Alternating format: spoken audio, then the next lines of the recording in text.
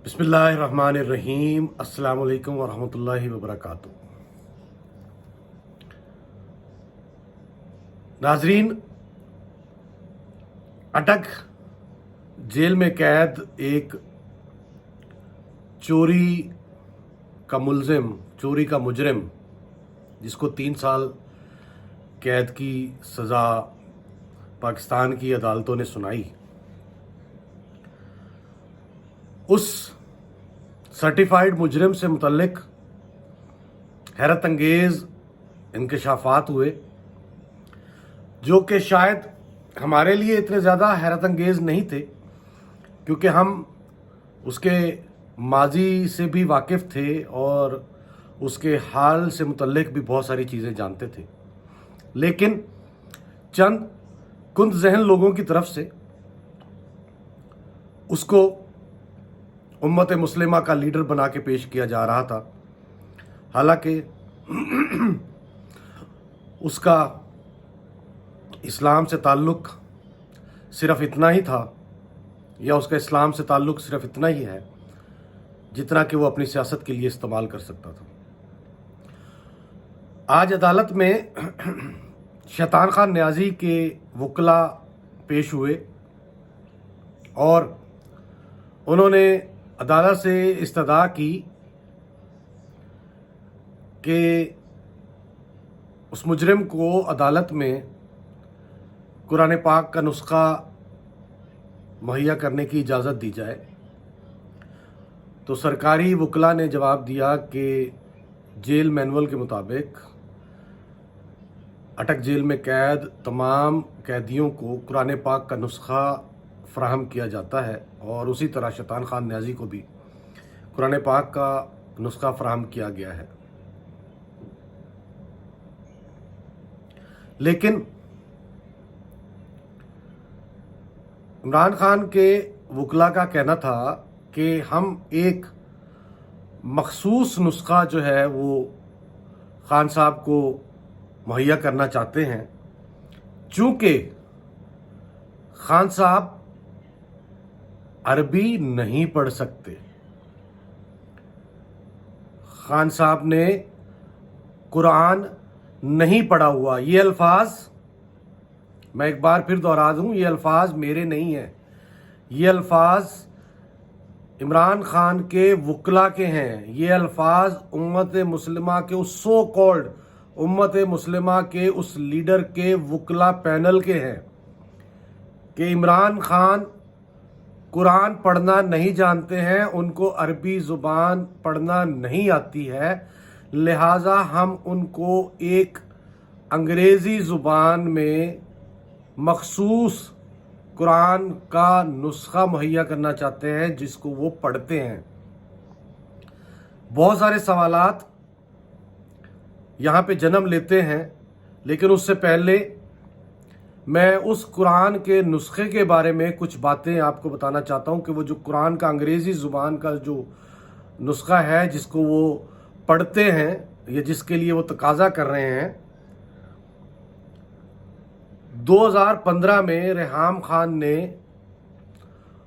उस नुस्खे के एक सफ़े का स्क्रीनशॉट ट्वीट किया था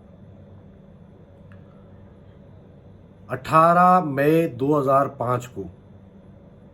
सूरा 68 अल कलम, उसकी आयत नंबर 51 और 52।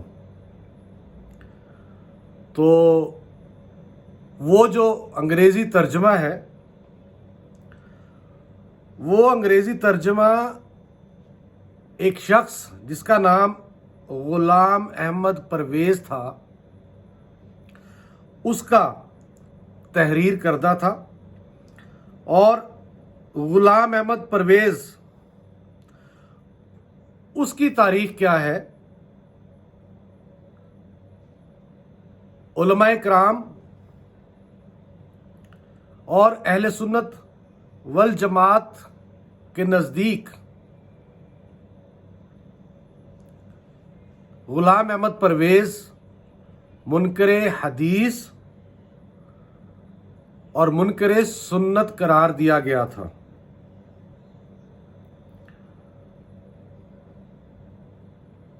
और जिस चीज़ पे वो मुतनाज़ा हुए थे, उन्होंने कुरान करीम में जो लफ्ज़ सलात का आया था, उस लफ्ज़ को नमाज की बजाय मुआशरा करार दिया था कि ये सलात नमाज नहीं है, ये एक मुआशरा है। तो बहरहाल उलमाए कराम ने उसकी बहुत सारी बातों से इख्तलाफ किया और गुलाम अहमद परवेज़ को मुनकर हदीस और मुनकर सुन्नत रसूल सल्लल्लाहु अलैहि वसल्लम करार दिया। तो वो नुस्खा है, वो अंग्रेज़ी तर्जमा है जो कि शैतान खान न्याजी पढ़ते हैं। अब सवाल, बहुत सारे अहम सवालात जो ज़हन में आते हैं कि एक शख्स जिसको अरबी में कुरान पढ़ना नहीं आता या जो अरबी में कुरान नहीं पढ़ा है, तो जो इतने अरसे तक सियासी दुकान चमकाने के लिए यूथियों को नाच नाच के घुंघरू तोड़ने के लिए एक कंटेंट मुहैया किया जाता था, और वो कंटेंट था मुख्तलिफ मकामात पर, जंगल में, बेयाबान में, सड़क पे, कंटेनर के ऊपर, जलसों में, तो वो एक जानमाज बिछा के खान साहब को उसके ऊपर बिठा दिया करते थे। हाथ में तस्बीह थी और वो रुकू में भी जाते हैं तो तस्बीह के दाने घूम रहे होते थे। वो क़याम में है तो भी तस्बीह के दाने घूम रहे होते थे। मुझे उस नमाज की समझ में नहीं आती है कि वो फिर कौन सी नमाज पढ़ते थे। आया वो उस नमाज में सूरत फातिहा, सूरह इखलास या दूसरी आयात का जो पढ़ते थे, क्या वो सब इंग्लिश में पढ़ते थे? क्या उनकी नमाज अंग्रेजी में होती थी?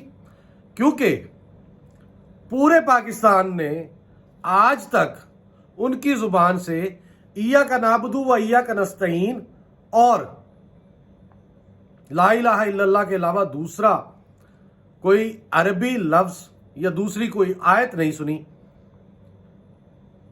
पूरा पाकिस्तान ये जानना चाहता है क्या खान साहब को ला इलाहा इल्लल्लाह के बाद कलमे का दूसरा हिस्सा मुहम्मदुर रसूलुल्लाह सल्लल्लाहु अलैहि वसल्लम कहते हुए उनकी जुबान पे छाले क्यों पड़ जाते थे? तो जिस तर्जमे को वो लेके चलते हैं, जिस ख्याल को पाकिस्तान में तकवीयत मिलती है कि खान साहब को सपोर्ट करने वाले, उनकी पुश्तपनाही करने वालों का ताल्लुक या तो यहूद से था, इसराइल से था, या फिर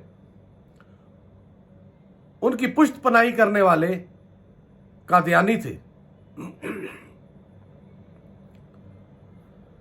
खातमुन नबीयीन कहना हो तो खान साहब की जुबान लड़खड़ा जाती है। ला इलाहा कलमा शरीफ पढ़ना हो तो ला इलाहा इल्लल्लाह के बाद मुहम्मदुर रसूलुल्लाह पढ़ते हुए उनकी जुबान को लकवा मार जाता है। और इय्याका नाबुदु व इय्याका नस्तईन तो वो पढ़ लेते हैं, लेकिन उसके बाद वो ये पढ़ना भूल जाते हैं कि अगली ही आयत में अल्लाह ताला फरमाते हैं इहदिनस सिरातल मुस्तकीम।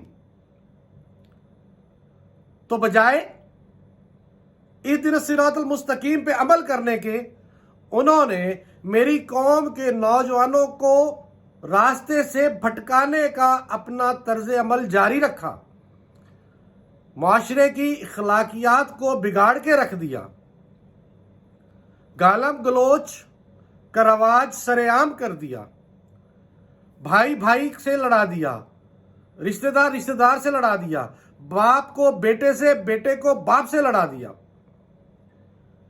इस माशरे को परवान चढ़ाया इस शैतान ने। वो शैतान जो आज जेल में बैठ के कहता है, जिसके वुकला कहते हैं कि खान साहब को अरबी पढ़नी नहीं आती है, खान साहब ने कुरान नहीं पढ़ा हुआ है, खान साहब ने अरबी में कुरान नहीं पढ़ा हुआ है, खान साहब अंग्रेजी में कुरान पढ़ते हैं। तो ये हैं जनाब उम्मते मुस्लिमा के लीडर साहब, जिसकी पैरवी मेरे पाकिस्तान का नौजवान करता है। वो राह से भटके हुए लोग جو رحمان کے طریقوں پہ نہیں چلتے، جو رحمان کے فرمان کا پر عمل نہیں کرتے، لیکن ایک شیطان کی باتوں کو ایمان کا درجہ دیتے ہیں۔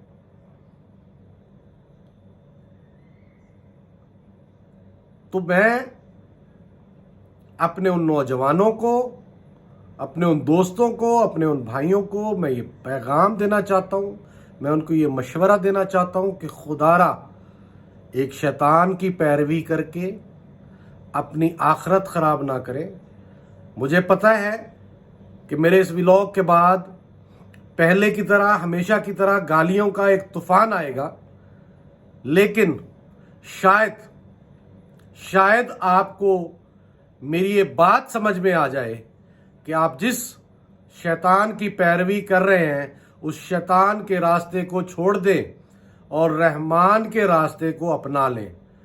آپ اپنی آخرت خراب نہ کریں، وہ آپ کو بھٹکا رہا ہے اور آپ بھٹک رہے ہیں۔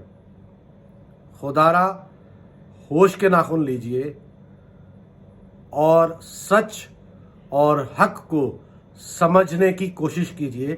سیاست ضرور کریں، لیکن اسلام کے بلبوتے پہ اسلام کو بدنام کر کے سیاست مت کیجئے۔ منکر حدیث، منکر سنت، قادیانیوں کے حمایت یافتہ، یہودیوں کے حمایت یافتہ کارندے کی پیروی مت کیجئے۔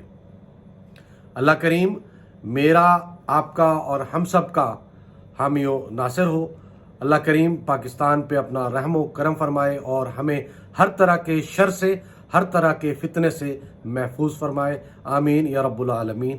فی امان اللہ۔